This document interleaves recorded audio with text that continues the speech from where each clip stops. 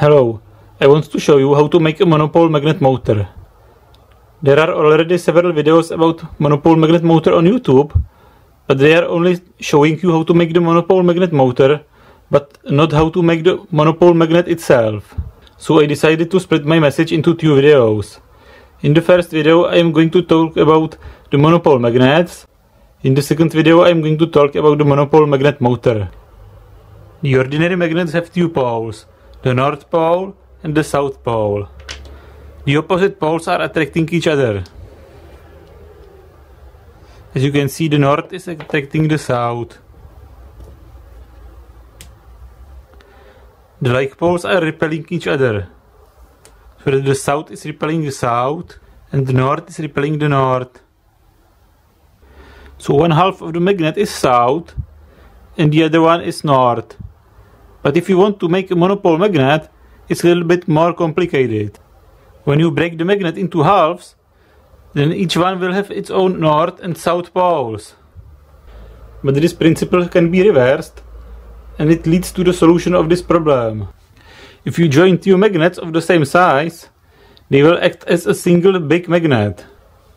And what is even more interesting is that in this configuration, each of the magnets is acting as a single pole. One of the magnets is acting as the North Pole and one of them as a South Pole.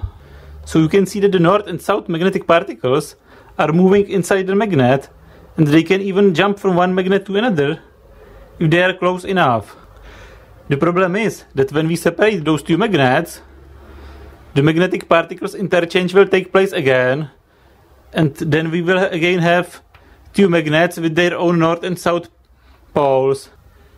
But sometimes the solution we are desperately seeking for many years is surprisingly simple.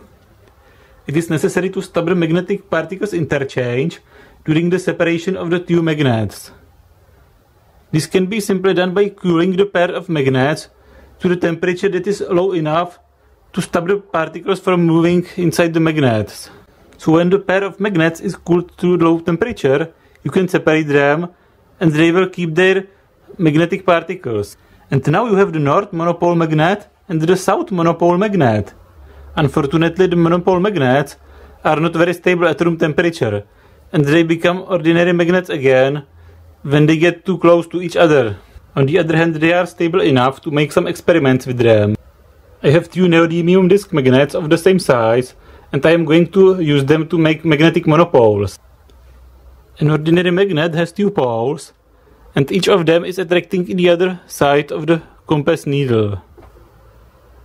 Before they are converted to magnetic monopoles, those neodymium magnets do exactly the same.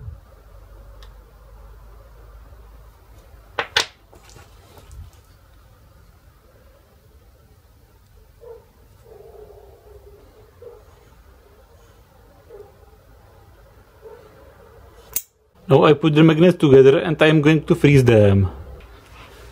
So now the magnets are frozen and I have to separate them quickly before they warm up. Now the magnets with two poles are turned into monopoles, like this. I have to keep them far away from each other to prevent the magnetic particle interchange.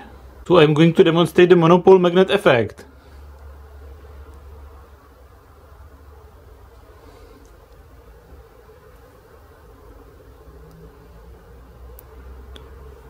Seems that both sides of the magnet are attracting the south of the compass, so this should be the North monopole.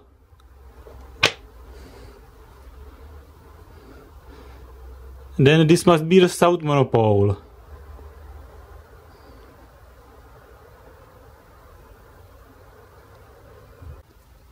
Both sides of this magnet are attracting the north side of the compass, so this should be the South monopole.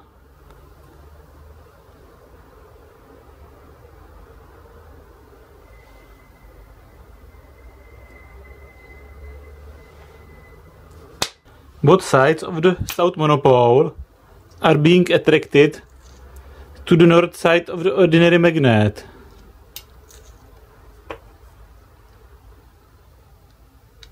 And respectively, Both sides of the north monopole are attracted to the south of the ordinary magnet. Both sides of the north monopole are being repelled by the north.